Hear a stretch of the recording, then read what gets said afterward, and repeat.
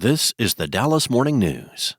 This episode is from an independent podcast hosted by the Dallas Morning News opinion team.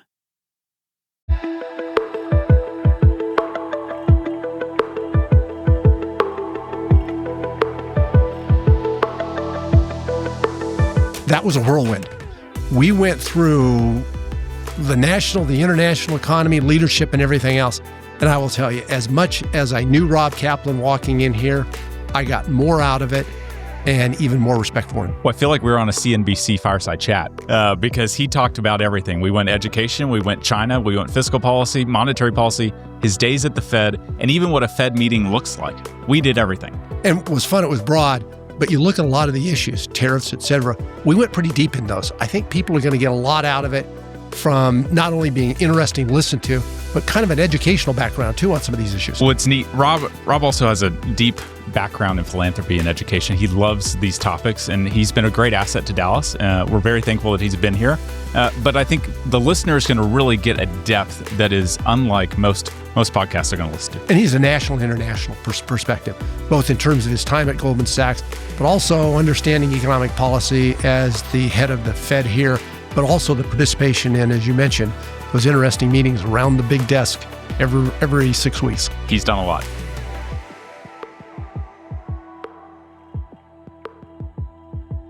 Welcome to Intersections, where we take a multi-generational look at the critical issues facing America. Tom? Rob Kaplan today. Rob is a good friend. Interesting in terms of career. I was looking back at. So you got three distinct pieces. So you've got the finance investment banking, you've got the academia, and then you got public service. But what's more interesting when you go back through each of those three is the investment banking, the finance, Goldman Sachs, the premier firm, name, iconic image, etc. Rose to the management committee, ran Asia, ran corporate finance, pretty significant responsibilities on that. Then you look at the academic side, Harvard Business School, again, iconic, the high end of that.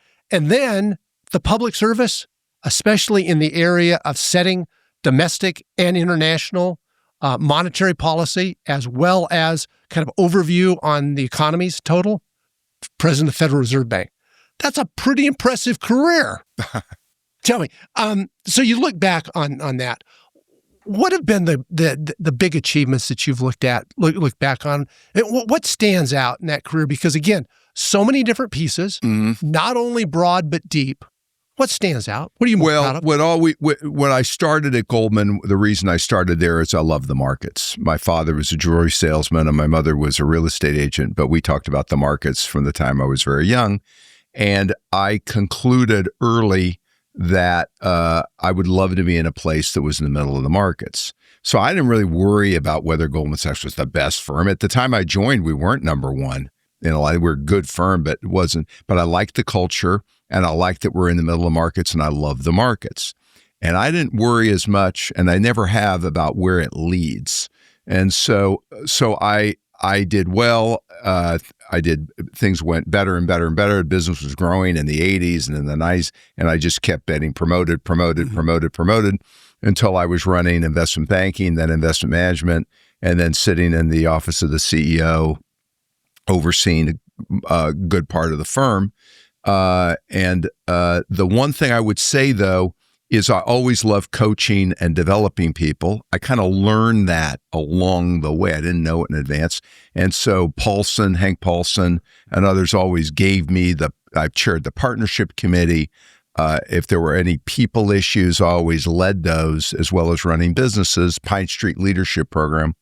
So that kind of led me by 2005. I started thinking about, I was in my late 40s. I don't want to just be a banker my whole life. And that led me to Harvard. And the Harvard situation, I thought I would do it for a year. Thought it'd be an excellent experience. Teach at Harvard. What a great experience. I'd learn how to teach the case method. Never, ever intended to stay for 10 years. But same thing. I enjoyed it. I learned a lot. I was helping people. The guy who was my unit head, Nithin Noria, became the dean. Then he asked me to consider staying longer and to be senior associate dean. Then I became a professor of management practice. And then I'd written articles, but they kept encouraging me to write a book. So I tried it and I learned I could write a book, and then I wrote another one and then another one, but I had no ambition to write a book. So I kind of made it up as I went. I enjoyed the journey. And then after 10 years, the Fed situation presented itself. I did not want to move to Dallas from Boston, New York. I said no.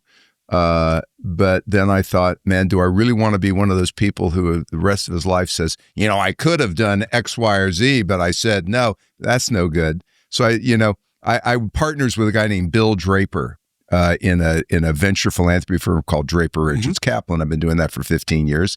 And Bill said to me early on, life goes a lot better if you learn to occasionally say yes. And I always thought about that. And I realized, okay, I pushed myself to say yes, and I moved to Dallas. And with not a lot of expectations, I wasn't sure exactly what it was to be a Fed president, but I loved it and learned an enormous amount and had a great experience along the way. And then I certainly never intended to go back to Goldman Sachs. So that's the last thing I'm going to do.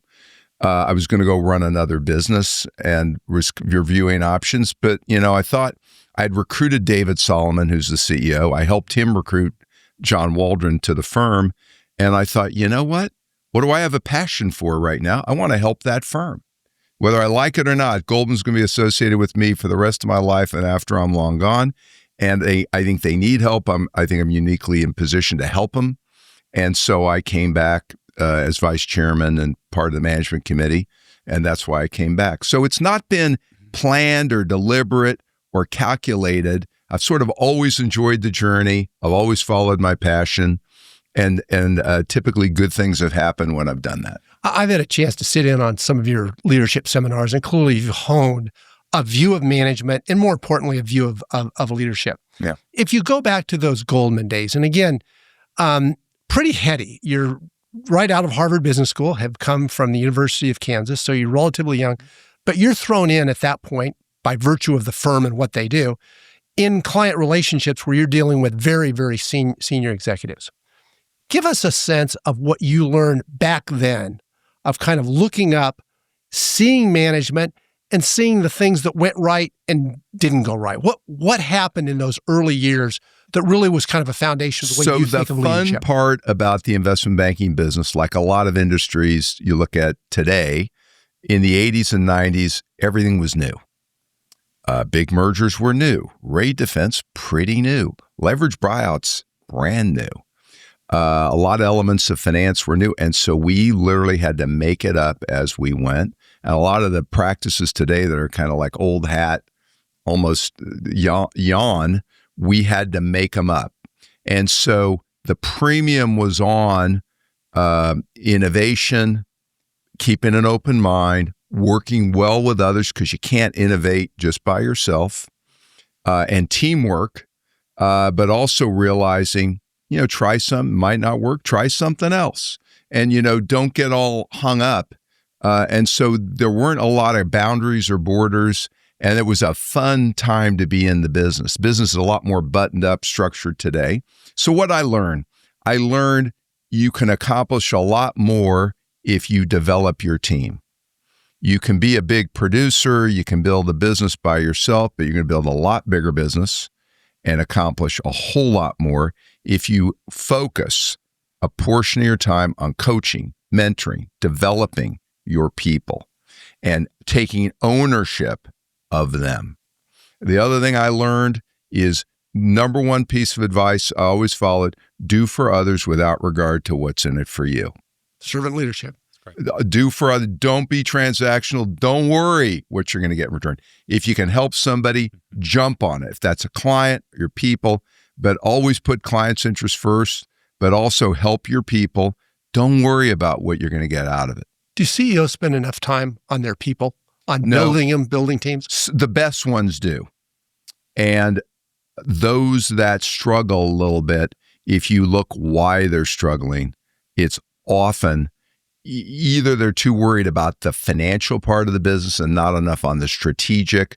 How do we add value that's distinctive? They don't focus enough on that. They're too worried about ROE and all that. I mean, good leaders worry about ROE too, but it starts with how do we add value, and or they haven't coached and mentored and taken ownership of their people. And so they haven't built the quality of team that would allow them to build a bigger business. So how did you pick out the people, the men and women that you chose to mentor and to coach? Because you can't coach everybody, obviously. It's not enough time in the day. But how did you pick those people out? What were the qualities, the characteristics, et cetera, that shown to you? So one of the things that happened to me my first year at the firm, they tapped me on the shoulder, at the end of the first year and said, we want you to work with the head of recruiting for investment banking and sort of be the gopher, And so I went to every school. I was involved in recruiting for the entire division because they needed a junior person to kind of do everything, all the stuff that nobody wanted to do. But what I learned from that is what it meant to recruit. Why did we pick certain people and not others? Who's a good fit? When do you take risk? And when does not make sense to take risk? So I developed early a pretty strong view of how you select people and what's a good recruiting process. And if you're going to make a mistake, what kind of mistakes are good mistakes and what kind of mistakes are not forgivable mistakes? Were there any consistent hallmarks amongst those people that you chose to recruit? Did you ever create a framework for that? Yeah. So number one, and this is me, take the best athlete. I don't care what a lot of people, they say, but he doesn't have financial or she doesn't have financial. I don't care. Take aptitude, best athlete, number one. Number two, I would never recruit anybody who, if I ask them, if things go well, would you consider staying here for 10 years? If the answer is no, no. Number three, tell me about what stocks you follow. I don't really watch the market. No. That you better love the passion. Yeah. Passion is the rocket fuel that drives high performance. If you're going to work in an investment bank, you better love the markets or else it's going to be tough. So there's certain basic questions you learn. And then the other thing I learned is I'll sit here talking to you. And even though we're talking here at one level, I'm getting a funny feeling about you that I bet you struggle with this. So use your instincts and ask, and you might tease out something either good or bad because you just get a feeling. You interviewed enough people. Same way when you work with clients or you coach somebody, you start to get a feel. They say they're this way, but you can tell they're really that way. You just develop an instinct. One of the things I did when I was back on the CEO is I never let anybody hire a senior person unless they were in a social situation. In other words, bring somebody to a dinner, a lunch, et cetera, and see how they interact with the wait staff, not how they interact with you, but the wait staff, because then you really find out what kind of person they are. They can put on the face with you, but it usually doesn't carry through in, a 2-hour dinner. So here's the last one comment. When you're in many types of businesses, there are moments there's a lot of pressure. If you're in a business of any significance, there's going to be a lot of pressure. And I always used to say to people, and I still do, and I used to watch this, I don't care that much what you do when there's no pressure. When I'm paying attention and your people are really paying attention. Under pressure, when we made a decision, it didn't go well. There was an adverse situation. Then what do? Do you blame others? Do you protect people? Do you keep your cool? Do you do the right thing? Or do you sort of get people like you thought you know them, but they get very odd under pressure where you see they maybe don't do the right thing? I learned you want to watch in that very small percentage of the time when people are under pressure, what do they do? And I've been disappointed with some very well-known people, superb, where I've been with them in a pressure situation. You realize under pressure, you want to watch, be careful because they won't do the right thing. I always try to do the right thing under pressure. One more item here. Were there any people that mentored you? Were there any people that were lots? Okay, give us some early. So early in my career, and I was just talking about this the other day. Early in my career and early in your career, senior people mentor you. Mm-hmm. Okay, they're senior people are watching you. So Hank Paulson helped me. I can go through a guy named Bob Hurst. Countless people helped me. Then you get to about 7 or 8 years in, where you're getting more and more responsibility, and you realize, and this is a very important thing for people to realize, your best coaches are no longer senior people. They're not even around you. They're not watching you. It's your subordinates, your colleagues and your subordinates. They're watching you, and they become your best coaches. And I would say overall, the best coaches in my career, including today, are people who report up to me or junior to me, who I go to for advice constantly, because you want to get advice from people who observe you. Everybody talks about mentoring. Mentoring and coaching are not the same thing. Mentoring, I'll tell you a story, you give me advice based on the story. I'm interested in coaching. You observe me. All of us have blind spots. So my story is going to be distorted. If you see me in action, you're going to, I know your story is this, but let me tell you, here's what I saw you do. And I went, oh my God, I didn't realize I did that. You know, we all have blind spots. So you want coaching from people that observe you later on in your career. That's your subordinates. And you want to judge people. Can they take on that coaching? Can they absorb the critical expertise and the critical comments that come with it? Listen, the biggest mistake that leaders make, you know, the biggest criticism of a leader, he or she doesn't listen. She doesn't listen. And the CEO says, I don't know why people say listen constantly. And then you watch them and you realize, okay, here's what it is. When somebody gives you that criticism, your first instinct is to rebut it because you like to win. You get a little, defensive. Defensive. Yeah. Don't ask a question. Try to understand. As a leader, when you rebut somebody, you shut them down. Takes a lot of nerve. For people to come into my office today and give me a criticism, they probably were thinking about it for a while. It takes a lot of nerve. Draw them out. Make sure they know you appreciate it. And then they'll keep coming, and you want them to, but too many leaders, to your point, shut them down. Goldman Sachs, again, name that's recognized.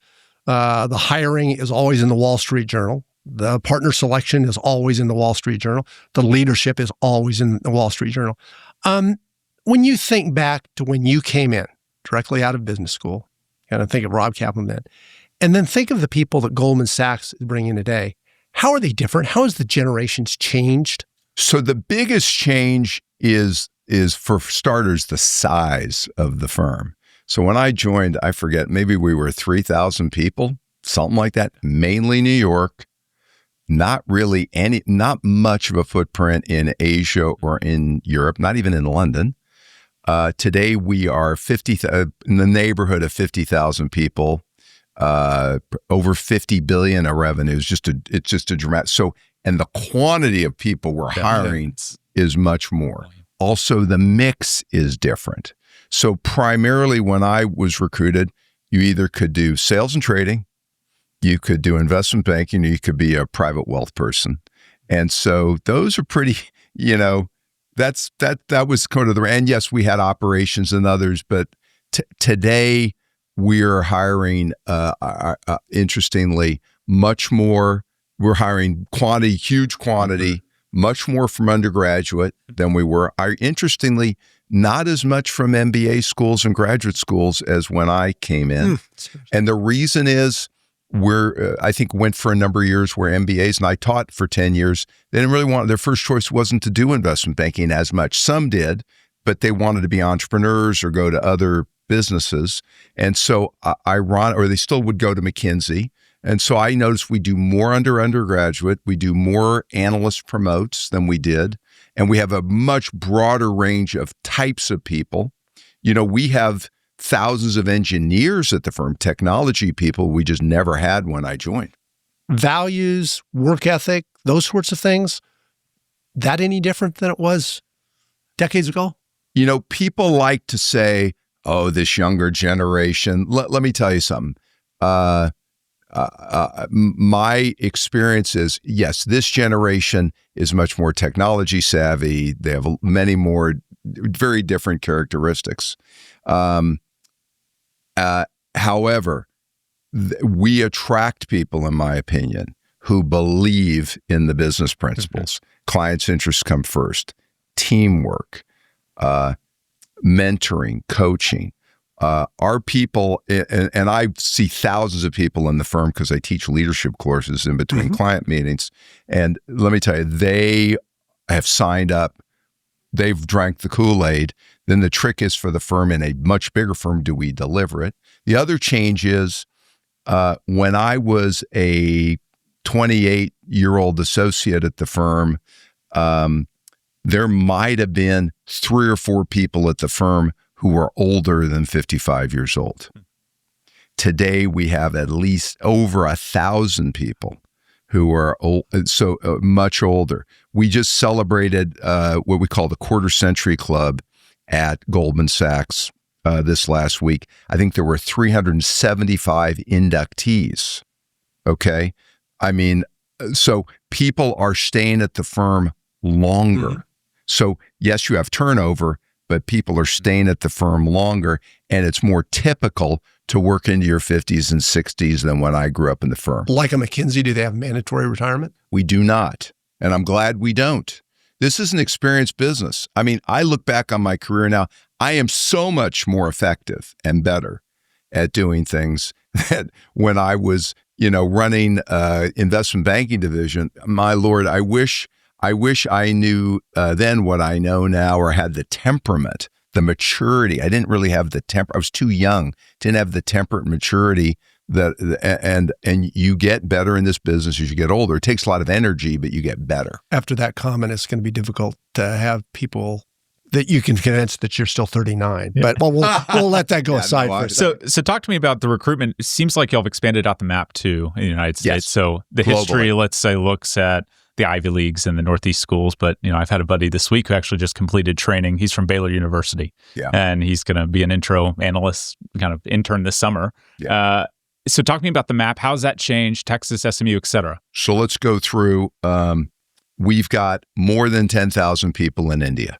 I just did a leadership session for our senior leaders in India. I did it yesterday morning when I was in Atlanta. I did it remotely. We got more than 10,000 people there. We have thousands of people in Europe. We have a very sizable Latin American presence. I used to run the Tokyo office, Hong Kong. We have thousands of people in Asia, and our franchise is dramatically more developed. We did not get into the asset management business until probably after I'd been at the firm. It's probably 17, 18 years, and we were just getting started, and now we have a dramatically more built-out asset management firm that's global. We have a long way to go, but we've made enormous strides. So, but this is a globally distributed firm, much more geographically sprawled. The New York office today, I'm guessing, has, say, 9,000 people out of 50,000. That would have astounded me 20 years ago. So that's a little less than 20% of the firm. We're approaching 5,000 people in Dallas. Okay, so we're much more geographically distributed in the United States as well as around the world. Yeah. And you've got a new headquarters. We are, and we're just waiting for the building to get done. Yeah. So Kyle, take that a different way. As not just at Goldman, but as the vice chair of a major international firm, you look at the administration today. Trying to restrict international students coming in, immigration becoming much more difficult, those sorts of things. From a corporate standpoint, corporate leadership standpoint, what do you think that does to the competitiveness of American firms and the competitiveness of the American economy longer term? So what's made America great? U.S. exceptionalism. What's that about? Higher education, great universities. We rank very highly globally. Mm-hmm. Especially our great universities. We're a magnet for talent. We're a magnet for innovation because we've had a greater pool of money for, as you well know, because you spent a lot of time on it, for medical research and biotech research and other research. We are a magnet for that talent here. And that talent migration has been essential to the United States as well as predictable rule of law. We abide by our agreements, free speech, and debate, open debate and disagreement. We're not afraid of it. And so the courts are effective and are respected. That's part of the institutional framework in the United States that helps every company, in my opinion, that's here and is allowed and encourage global capital to come here. and also U.S. pools of capital want to stay here because it's not that easy to find those combination of features. If we fray those and you lose talent on the margin and it's harder to attract capital, it'll have a negative effect, a more challenging impact on the quality of U.S. businesses, which we all benefit from. Do firms like yours then start looking elsewhere to bring in that talent? If it's not going to be able to be here, do you start growing other locations? So we hire all over the world. I actually think Goldman Sachs will be well positioned to hire that superb talent all over the world. I'm a little bit selfishly more worried about the United States. Listen, I lived in Asia and I ran Tokyo, and I saw Japan's a country got many great qualities. However, it's got an aging population. In fact, it's shrinking. Demographics are and terrible. it's not culturally open to immigration. Right. Germany is not as culturally open to immigration. It affects their growth. It affects dynamism. It affects all the elements, and they're struggling with those things. We have enormous competitive advantages here, and it's very critical. Like you work with a company, recognize what your competitive advantages are and build them. We have enormous competitive advantages. It pays to recognize what they are and enhance them. And we may be at times getting away from that here. So after Harvard, after Goldman Sachs, take on the president of the Federal Reserve Bank in Dallas. Talk a little bit. It's a fascinating position to me because in one sense, it is a bank president. But in another sense, it is an advisor at the highest levels on monetary policy in the United States, monetary and economic policy in the United States. Walk us through a little bit of kind of all the different pieces of that and what a unique position it is. So there is, on the one hand, an operating role. And because of my background, I think the Fed and the leadership of the Fed gave me more operating roles than maybe other. We have 1,300 people in Dallas. You got 21 or 22,000 Fed-wide. Huge technology effort. And so they had asked me to chair the committee that oversaw technology and also chaired the committee that did all budgeting for the Fed because I had that background. And so they welcomed me to do that. I think the most important change that I had to make, ironically, the Harvard background was far more instrumental for me taking over the Dallas Fed than the Goldman background. So why do I say that? The Fed is run predominantly by PhD economists. I managed as senior assistant. I learned how to manage academics. What is that? It's a much more participative management approach. What I mean by that is you learn to share information, seek advice, get buy-in. In business, you can be more directive. In academia, you have to be more participative. The Fed's an interesting combination of it in that most Fed presidents, your entire research department, which we had one in Dallas, but we have all of it, they're all basically PhD economists. You can direct them what to do, but you're not going to get very good results. And I've seen previous presidents do it. I don't want to do that.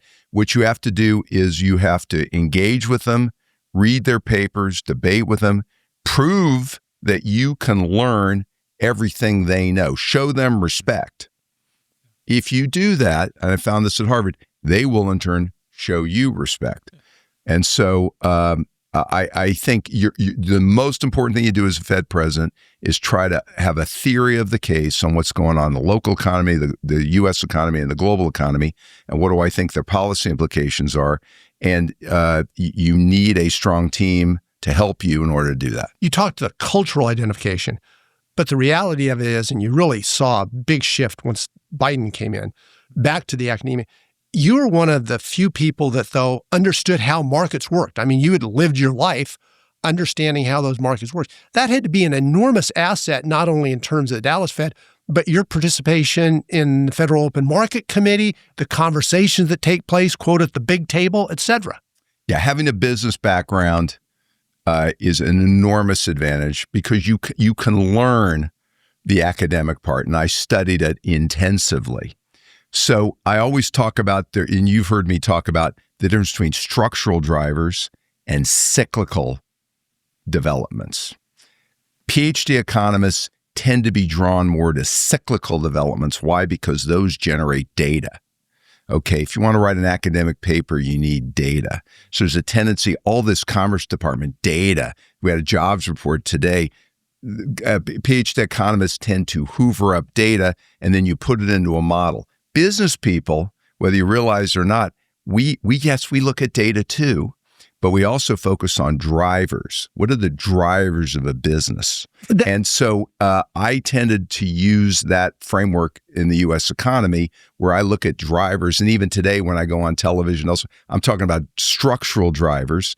And that is less typical of people around the FOMC table. And that, again, a big advantage because especially over the course of, let's call it the last 15 years, a lot of that academic, which is taking that data and understood what in the past and then apply it to the future, that didn't play out at all. It didn't play out in the 2008, 2009 because you had a very different situation that wasn't recognized by the data. We came into the COVID situation, very different game. And even coming out of that, where all of a sudden, when you expected softness to come in durable goods, that was actually the strongest part. It was services that got weak, which is reversed. Right. So having that different perspective. So here's a good example. So yeah, COVID is an example of an enormous structural change. Okay, the other huge structural change, which people didn't focus on as much as they should, the government authorized $6 trillion of extraordinary spend. $2 trillion CARES Act, $2 trillion American Rescue Act, $1 trillion Inflation Reduction Act, $1 trillion Infrastructure and CHIPS Act in a $27 or $28 trillion economy. Is that a lot of fiscal stimulus? Yeah, that's a lot of fiscal stimulus. And monetary policy needed to take it into account and step down. And that's why you may remember in the fall of 2020, I was dissented and was vocal dissenter for a while there because I felt monetary policy needed to start to take our foot off the gas and back off because fiscal stimulus was so substantial. And unfortunately, what happened is we had the years 21 and 22, you had your foot floored on fiscal and your foot floored on monetary, and it produced an extraordinary inflationary response. So in retrospect then, did we throw too much money at the situation? Yes. And by the way, in fairness to our team at the Dallas Fed, we called it out in the fall of 2020, not without a lot of controversy. And we kept arguing we need to take our foot off the accelerator. We need to be talking about tapering. The Fed bought bonds for a year, 15 months too long, and was probably a year late in starting to seriously look at raising the Fed funds rate. That never did reverse. I mean, that took a long time to reverse. We are still even today. So I always talk at the Fed, and I used to talk to my team, there's two types of mistakes. One you can make, one you can't. There's a tactical mistake, which you don't love, but you can live with, and there's a strategic mistake. Tactical mistake is we're late by a meeting. Okay, fine. Guilty as charged. We'll fix it. But we can fix it in the next meeting. A strategic mistake is you're off course, you stay way off course for too long, and it takes years to fix it. That's a strategic mistake. I would argue keeping rates at zero and committing in the fall of 2020, we would keep rates at zero and we keep buying bonds until we hit full employment. That was a strategic error, which why normally I don't like to dissent, but I had to because I thought that was a strategic error. Now, I would argue if the Fed had jumped in this spring to cutting rates before letting this tariff situation play out, that would have risked a strategic error, not a tactical error. I mean, the Fed may turn out to be late. If it's late, inflation is a dog that didn't bark, fine, we'll lower. It will live. But if you were wrong and you jumped in, it might take you a year or two to fix that mistake. So take us into a Fed meeting. What's it like? How's it work? Tell us about it. So the FOMC meets every 6 weeks, therefore 8 times a year. You show up on Monday. Usually we'll have committee meetings. Well, and it's made up of the 12 Fed presidents are sitting there. And seven vote and 7 governors, but not all the Fed presidents. So let's get to this part, and then we'll talk about what happens with it. Every 6 weeks, 8 times a year, you show up on Monday. committee meetings among the 12 presidents, okay? And we'll usually debate supervision or other issues. Tuesday is a meeting of everyone, all 12 presidents, 7 governors, you around the table. Each of us has 10 minutes, and we will each give our presentation on what we think is the state of the U.S. and global economy. And we'll give and I try to bring every meeting some insight that maybe nobody is going to, like, for example, about the energy business, given we know more, or trade, because we're uniquely positioned here. Wednesday, and we'll get to the voting, Wednesday is you each talk for 10 minutes about your recommendation on monetary policy. Now, there are 12 votes of the 19. At the head of the Dallas Fed, I vote every 3 years. And so even if whether you vote or not has no impact, in my opinion, on your influence in the meeting. However, in the last 30 seconds of the meeting, after you've debated, we vote, there's a decision made, and then there's the press conference. It's put out at, 2 o'clock Eastern time, and there's a press conference half hour later, and that's the structure of the FOMC. There's a story that the chairman really carries it. And that there was the Volcker story of he was going to get outvoted and then basically said, if you outvote me, I'm done and I'm going to go. And the votes changed. Any other situations like that where the chairman was either outvoted or in danger of being outvoted? So normally, the chair's job is to get the consensus of the group and try to find that consensus and then position himself there. The only time I saw, and that's what I saw Janet Yellen do, and the only time I saw Jay put his thumb on the scale was on back to the fall of 2020, and on we're going to keep rates at 0 until we reach full employment, and also that we need to keep the bond buying going and commit to it. That would be called forward guidance. I think he felt very, very strongly that we needed to do this. And so then what has happened when you're on the other side? I told him, I can't go along with this. And he said, okay, he would try to convince me. Mm-hmm. And then I said, I'd say to him, and we had 10 or 15, literally a lot of conversations. Okay, I'm going to try to convince you. By the way, I think you're making a mistake. It's bad for all of us, but I want to convince you. And we went back and forth. I think one of the problems was, remember, we're in the middle of COVID, so we were remote. I think if we'd not been in the remote situation and I could have been with him and the others in person, I still believe it would have convinced them to make a different decision. Okay, so now the other thing I would say to you is most Fed presidents and governors go into the meeting usually have a call with the Fed, with the chair on Thursday and Friday the week before. Okay, he talks to half the participants on Thursday, half on Friday, and you kind of tell them what you're going to do. When we got into that meeting, I can tell you, is my view, we were remote, but I think some of the people, if they had a do-over, might have felt differently, but they had made a commitment the week before, had already made up their mind. Yeah. And so that's why if there were one reform to the Fed that they did adopt at the Bank of England, have a day where there isn't a transcript where you can just debate it out about your views of the economy, then start the formal meeting. And I think that might help in those situations that I'd like to hear everybody else's views. They can hear my arguments, and some people will change their minds. Inherent in everything you're saying is the Fed getting a group of people who are focusing on their dual mandate alone, both full employment and stability in the monetary side of it. And they're doing that for the good of the country outside of any political interference. And in fact, going back to 1913, that's been a hallmark of our Federal Reserve System. I agree. Recently, however, the president has not only questioned that and put pressure on it, but has also identified the chairman with words of loser. It's a whole host of different words like that. Right. How important, Rob, is that independence, and how worried are you about it right now? So on setting the federal funds rate, that independence is critically important. And on using the emergency powers of the Fed, like with the balance sheet, also critically important because we had to do a number of unpopular and controversial things, but we had the power to do them. And if you put it up to a vote, you might not have been able to do them.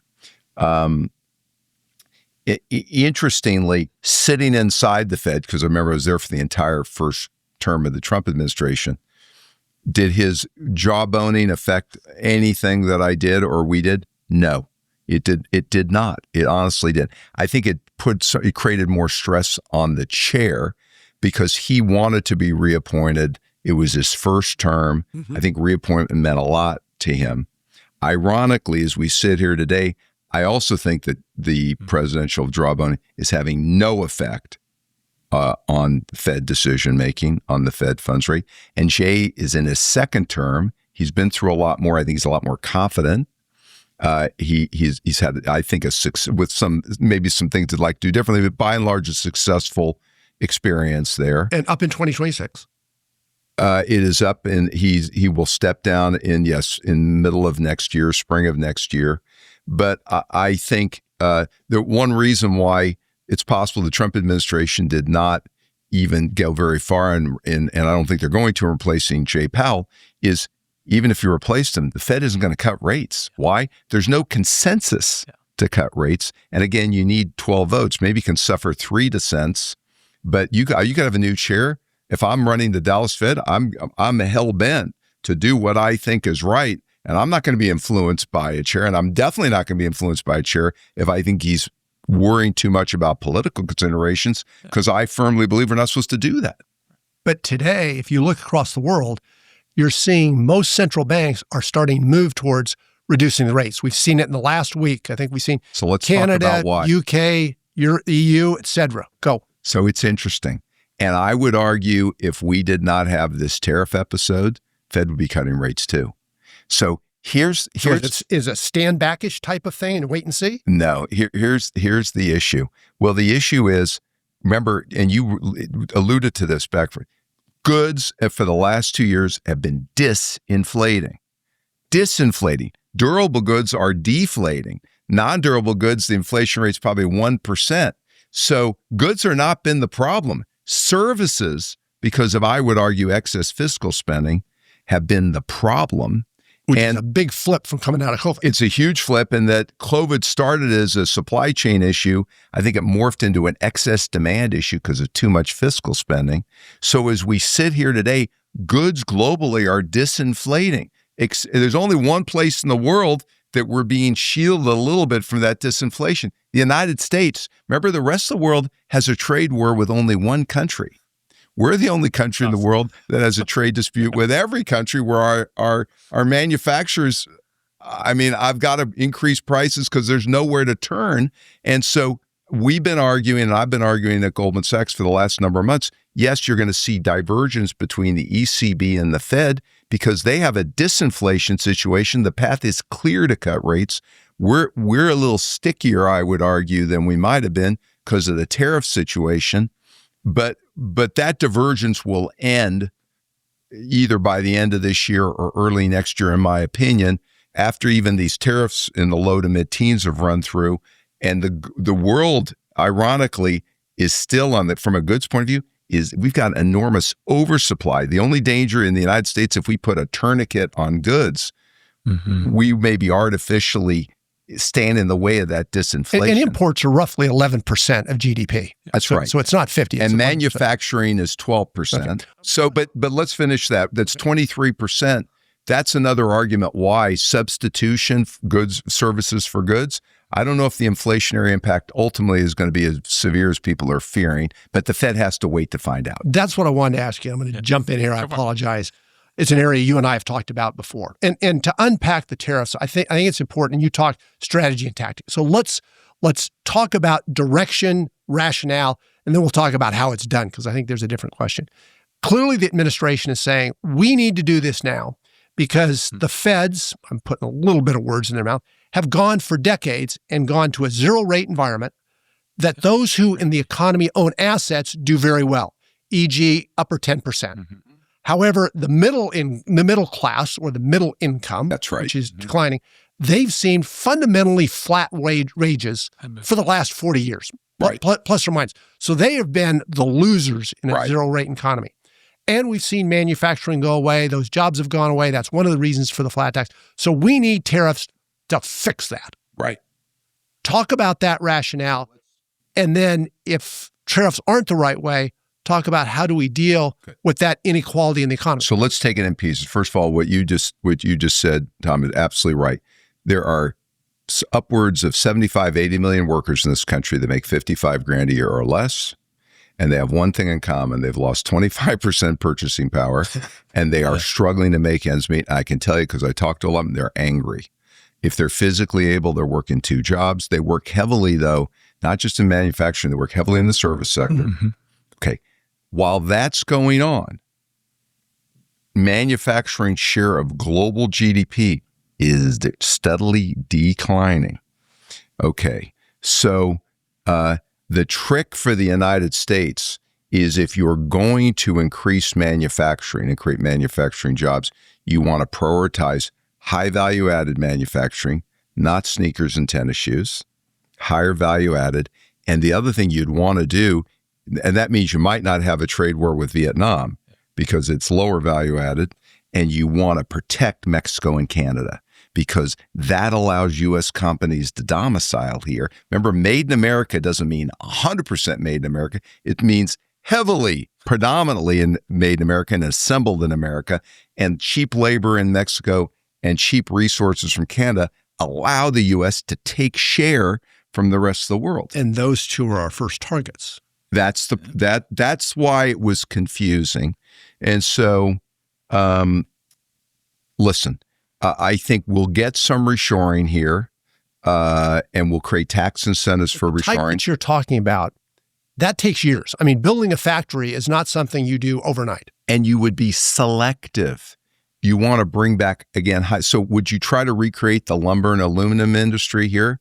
I don't think so. You would continue to buy it up north. And so the only issue has been, and I can go through why I think they've done what they've done, you would have prioritized more. You would have segmented. You wouldn't have declared war on 100 countries. You would have prioritized 4 or 5 or 6 and bored in on it. And they didn't do that. So why didn't they? I can tell you why I think they didn't.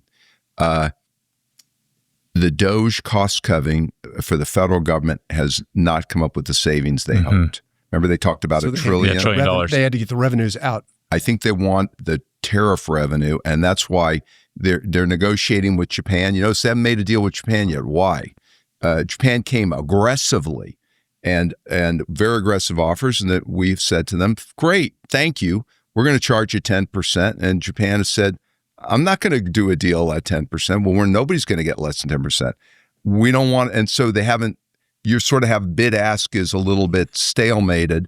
And I think it's because we want to maintain $300 or $400 billion of tariff revenue, which will make it easier to at least psychologically pass this tax. The big, beautiful bill. I think it may be part of it. Yeah. Do you see then that 10% number kind of being negotiated potentially once that big, beautiful bill gets passed? I'm not smart enough to know.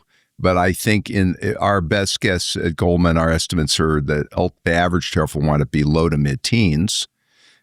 Having said that, and you're going to have a lot of fraying, and we see it all around the world, and I travel a lot to businesses around the world and institutions, it's creating strained relationships around the world, and as well as other things that are going on or contributing to that, geopolitical and otherwise, decisions we're making, Ukraine, Russia, a lot of sensitive areas, but I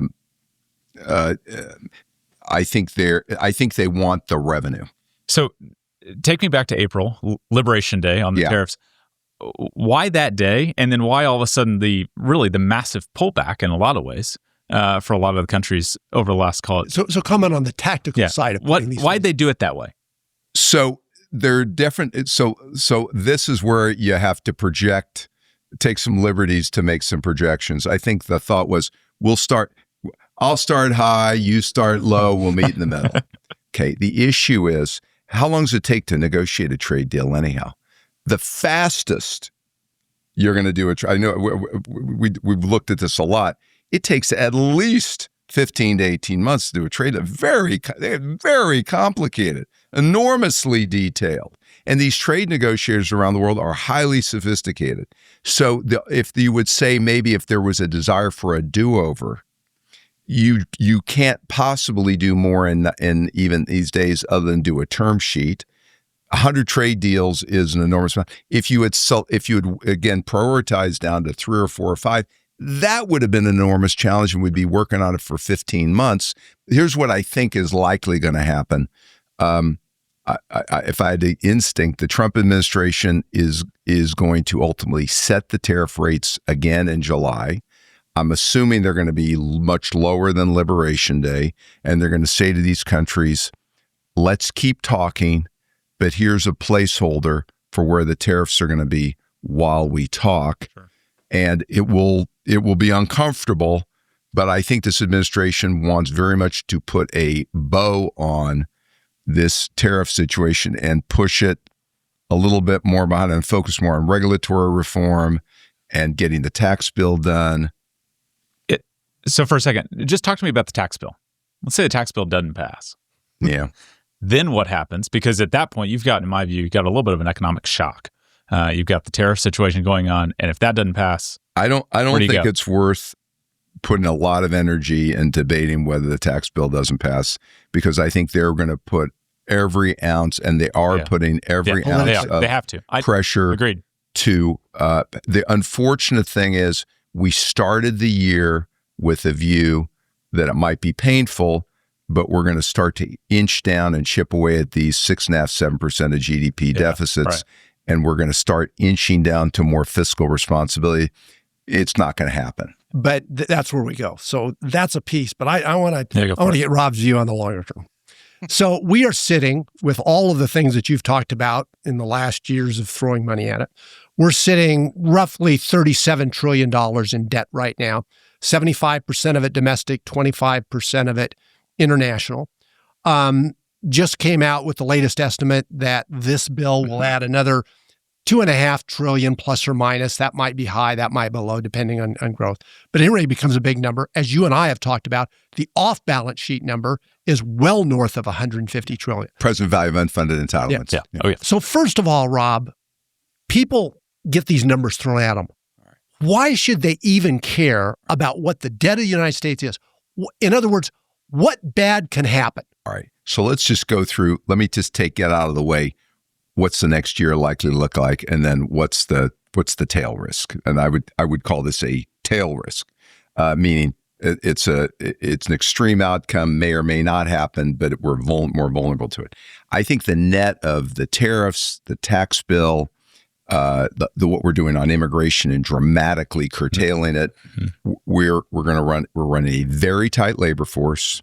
I've been saying now for a few months, I don't think you're going to see unemployment go like this because the labor force is tighter than everybody realizes because we've curtailed immigration so substantially. Okay. I think you're going to have sluggish. So the 4.2%, we kind of stay there regardless. I think we can stay in the neighborhood. It might drift up a little bit. It's not going to spike up. Okay. The Fed 3 months ago thought, man, it's going to spike up. And then we're going to have to maybe take some risk. I think that's less. I think it's a little less like because the labor force is so tight. And second, the tax bills. We thought it's going to be contractionary early in the year. Now it looks like it might be stimulative. So I think the net for the next year is sluggish growth, but not a recession. Low unemployment rate. Corporate earnings. Interestingly, there was a lot of worry in a recession. They'll be down 10%. We think corporate earnings will be up 5, 6, 7%. Not spectacular, but solid. Mm-hmm. Stock market might do reasonably well. Mm-hmm. Credit spreads might stay reasonably tight. So what's the issue? The issue is duration, tenure and longer. We've got, as you just said, $37 trillion on its way to 40. And the problem is, we are struggling, even before this administration came into office, we were struggling to sell duration. And we had front end load, remember? And I think this administration understandably has kept that. I think we're going to have to keep rolling. I think, so what could help? So the danger is if you keep running 7% deficits, that's a nice way of saying debt growth is growing faster than nominal GDP. Which has clearly been the case. And it's going to, it means it's going to continue. So what could help us? What are the two things that could help? One is the X factor is we get a surprise positively in productivity growth. So in other words, even with stagnant workforce growth or very disappointing workforce growth, you get productivity growth through AI and other things, and you're running a very tight labor force. So yes, people get disrupted out of their job, but maybe that's offset by the fact that retirements and you've got to do a better job than in education. We talk skills training, getting people repotted, but maybe if you can grow higher because of productivity and find somehow a way to grow 2.25%, even though labor force growth, then you're highly leveraged, but debt to GDP kind of hangs in there. So what's your short-term outlook on inflation the next year? Good overview of the next year on all the pieces at inflation. I think there is a chance, and I don't know, and I'll be the first to say it, and you want to be a risk manager here, not a prognosticator. I think it's possible because goods are only 23-24% of the economy, we just said, that dynamic substitution, the fact that goods are disinflating away from the U.S., that maybe we'll get to later this year and say, lo and behold, I don't know how, but PC inflation's more muted than we fear. Still in the 2 to 2.5% range. We pressure, companies are telling me, I'm going to pressure suppliers, I'm going to take some out of margin, I'll put some in price, I may not do it all at once. And so if that happens, and we still think we're making progress, then the Fed will later this year, and maybe late this year at least, be prepared to start inching down the Fed funds rate. Right. But does that work? That'll do one thing I just want to sneak in. Yeah. What that does is it makes it not costless to be hanging out at the front end of the curve anymore. In other words, it starts to give people an incentive to taking some risk and buying duration. But if we get some inflation and low growth, so stagflation as talked, should we be worried because the Federal Reserve, the tools that historically have been used, the ones you've talked about rates, are they going to be as effective given the duration you've talked about and the fact that the proportion of debt, which was really a household and a corporate, and then fed down here, now it's shifted. So all of a sudden, it's the federal debt that's the big chunk with a much smaller proportion being household and corporate. Do they still have the tools to be able to affect the economy the way they used to? So my view very strongly, and I said this many times when I was the Fed, is this issue, just economic management, Fed plays a key role, but it's just a role. I would argue even on it, fighting inflation. Fed plays a key role. But for those who say it's up to the Fed, not completely. You need economic policy. All the fiscal policy throwing money at. Including education policy, immigration policy, all of it. And to your point, as you point out, if the term premium inches up, even if the Fed is cutting rates, that creates a tightening of economic conditions at a time where the Fed's trying to ease economic conditions.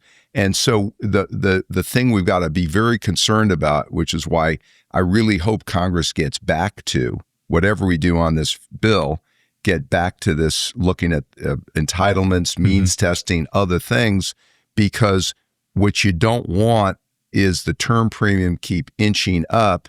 We get more and more leveraged, and it squeezes out and creates a tightening on financial conditions, which really is undesirable. Well, when did the creditors start calling in a certain sense? I mean, when do you start see, you saw another downgrade, I don't know, 2 weeks ago. Yeah. When does that happen? When do they start coming to us and saying, hey, we're going to, we want to see higher interest rates on what we own of yours? Does that happen? Well, I think it's already happened. Okay, here's what I mean.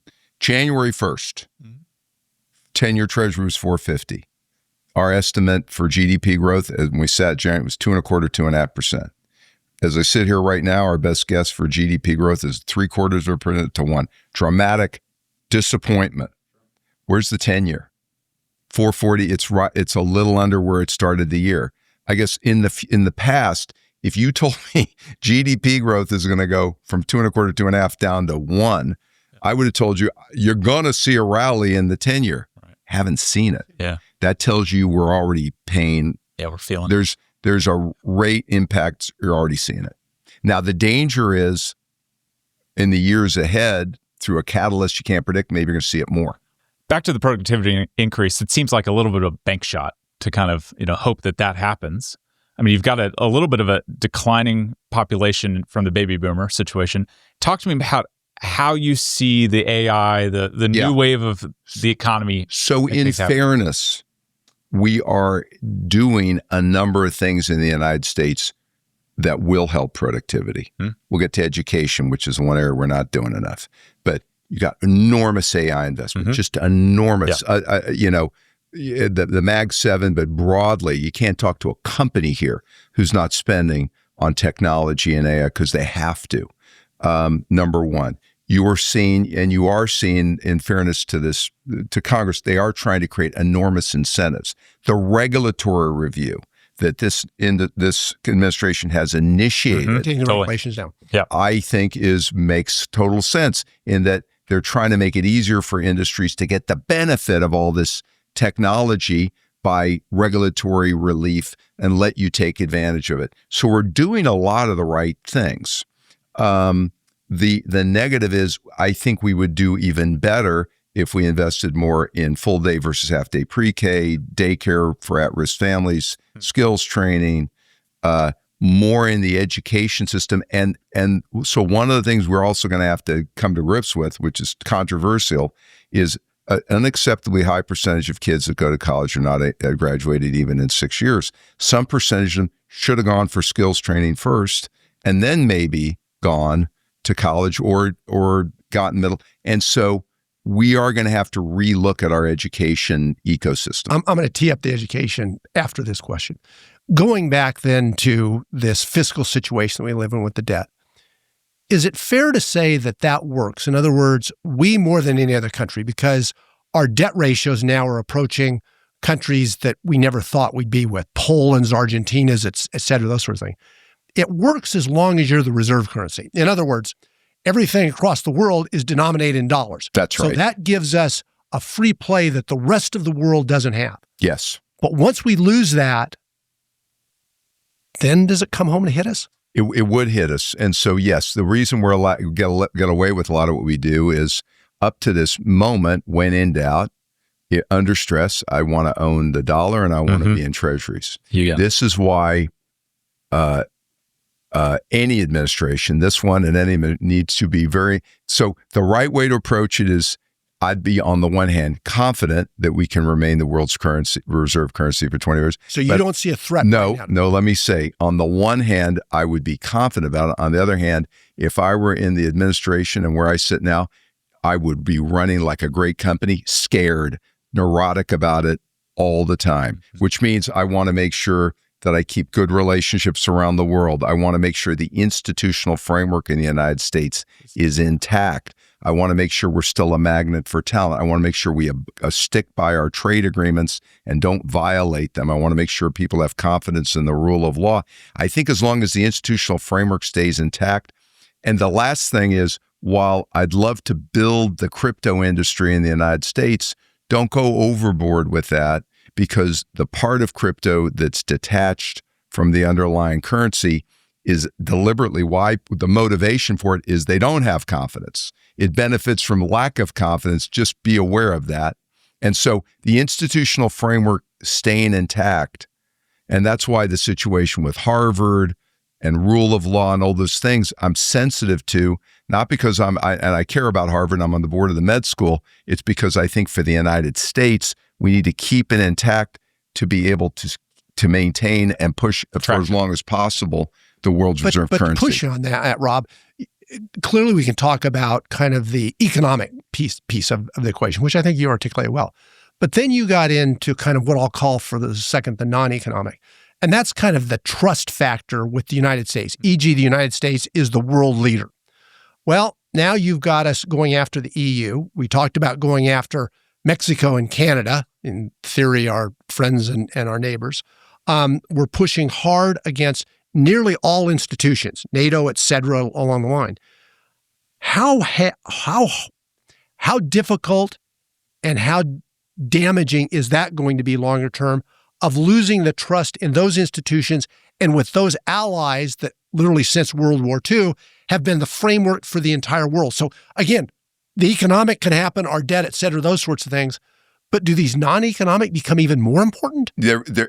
I would call this as all part of the institutional framework. NATO is part of the, and our role in it is part of the institutional framework.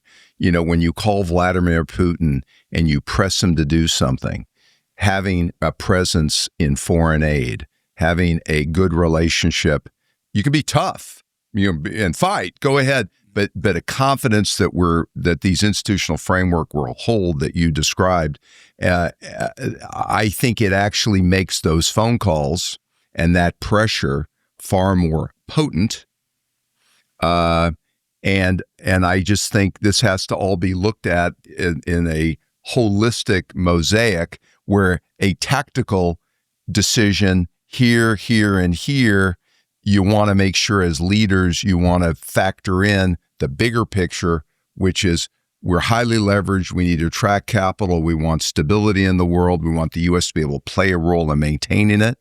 And the institutional framework and the maintaining it, you may want to be tough, fight for your rights, fine, great, but don't do something that's going to make people, as you put it, you don't want to undermine trust. If I think you're tough to deal with, okay, I can live with it. If I think you don't stick to your word, that's a different subject. Or you continue to move. So that begs then, we talked about some of our friends. Let's talk about somebody that's not necessarily our friend, China. And again, I think you're in an interesting position. You lived in Asia. You understood that market. You worked in that market. So China today is not only an economic threat, it is a military threat, increasingly so, especially in South China Sea relative to the Taiwanese issues. We continue to have that focus being the trade war with all these other things that we've talked about. But then on top of that, you look at China and say, growth is declining by any measure, and they're probably more vulnerable to a trade war. You also have a situation where their demographics, we talked about Japan's, I think they're following right behind it in terms of demographics and something you can't change over 40 years. Where do you look at China as a threat to the United States today and longer term? So here's where I get nervous is when people talk about China in a one-dimensional way. They're a juggernaut that's a looming enemy, for example, would be a distorted view, in my opinion. So let's go through. There are three tracks with China. There's the, cyber and potential threats where you've got to be very tough and we have to be very aggressive in defending ourselves. There's the part where they're a competitor, where they're investing around the world and they're trying to do deals around the world and change the world standard away from the United States to them. Mm-hmm. But there's a third channel, which is vital, where we're inextricably linked. And their interests and our interests are highly aligned. Our farmers need their markets for goods. We need their rare earths.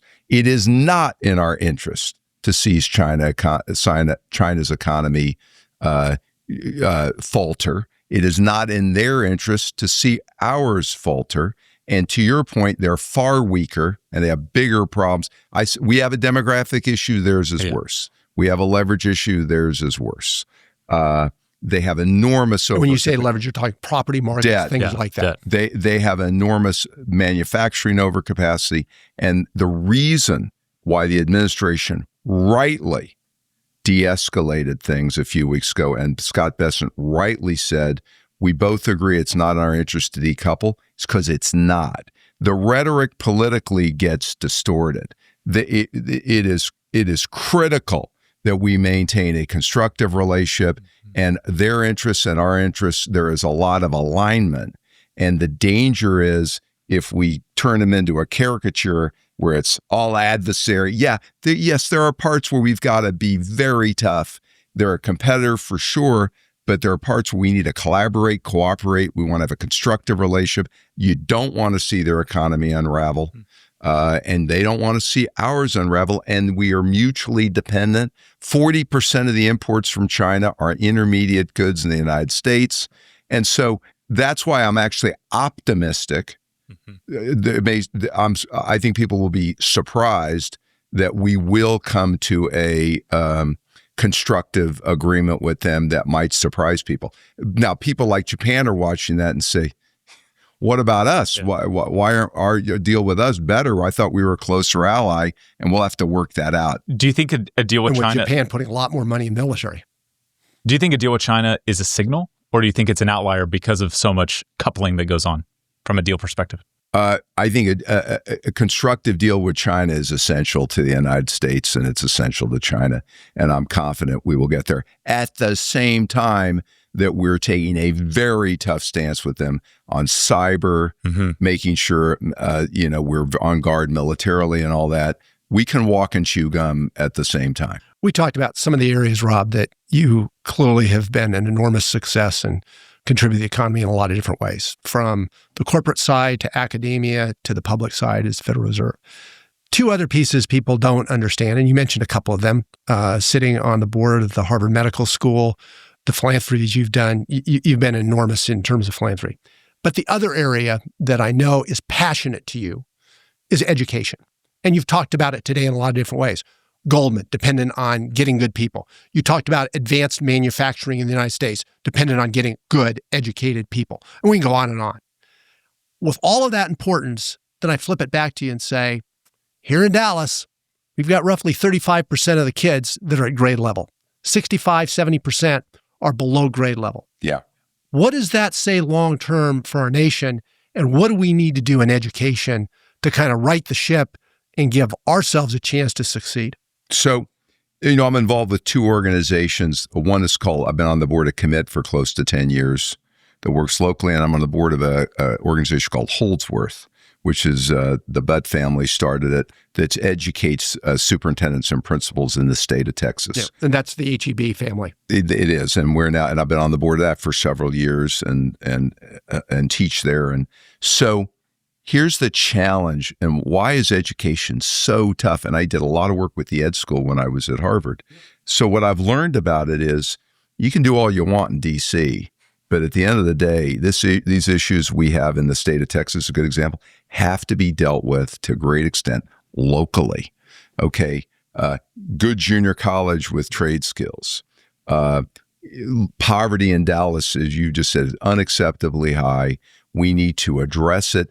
Ain't going to be done from D.C. It's got to be done by local leaders stepping up, and all of us stepping up and saying we're going to do something about it. And the reason we're struggling in the United States is because it requires local leadership. And I'm talking business people and philanthropists and people spending their time.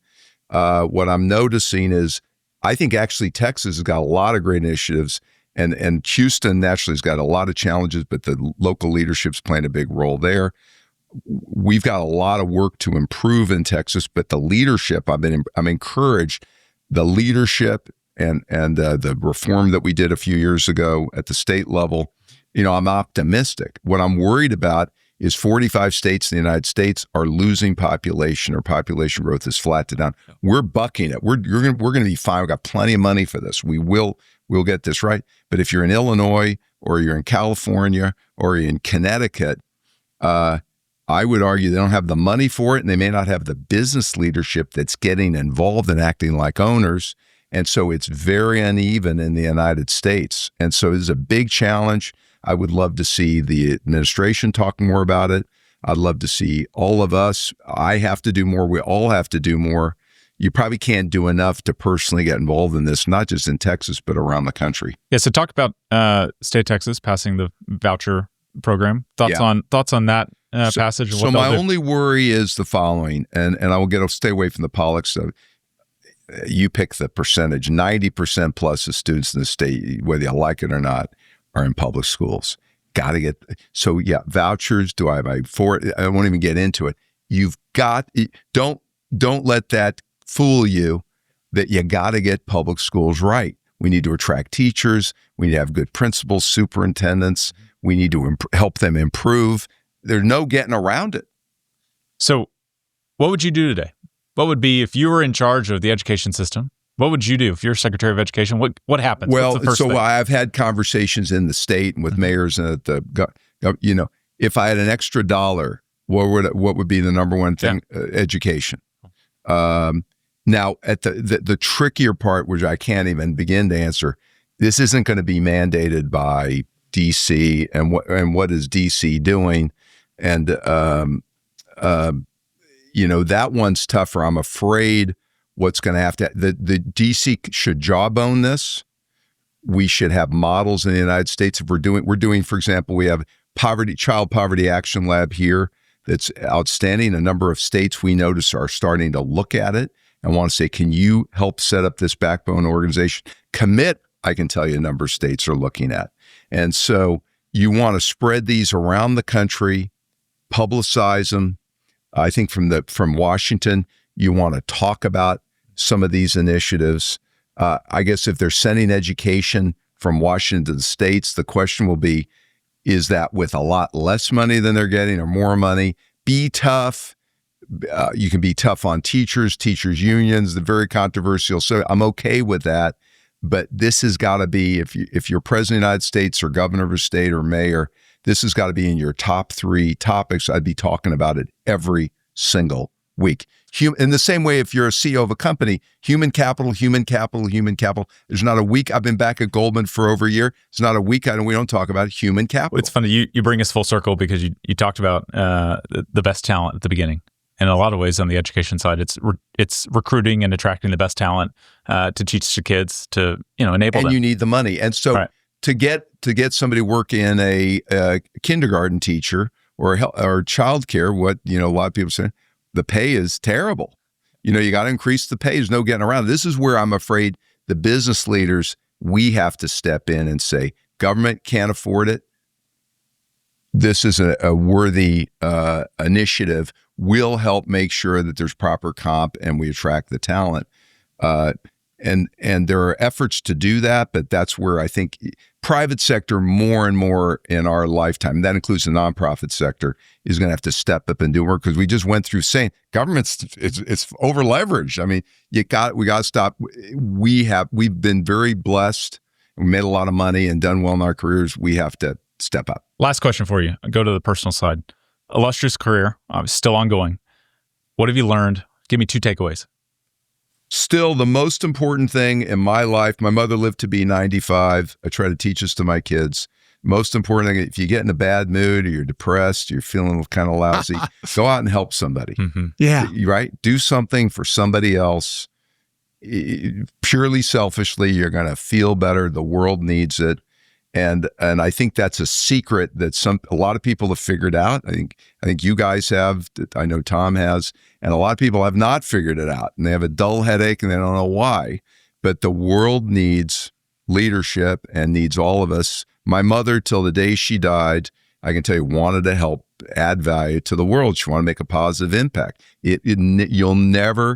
There will not be a day on this earth that you don't want to do that. And that's still the guiding light in everything that I think I do. Rob, thanks for being with us. Great to be with you guys. I think this entire conversation shows the success that you've had in your career, but why, more importantly, why you've had that success. And as I started out saying, it's pretty impressive. Not only have been in 3 different areas and contributed to our society and our economy and all those 3, but have been at organizations that were at the top of those, and you ended up being at the top of each one of those.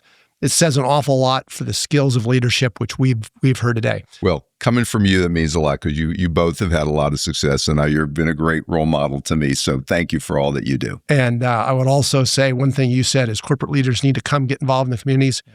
It would have been easy for you to come and focus simply on the Fed when you came from Boston. You never did. You engaged in everything, not just Fed-related, but education and those sorts of things. This place is a whole lot better because of it. Thanks for being with us. Thank you. Thanks for all you do.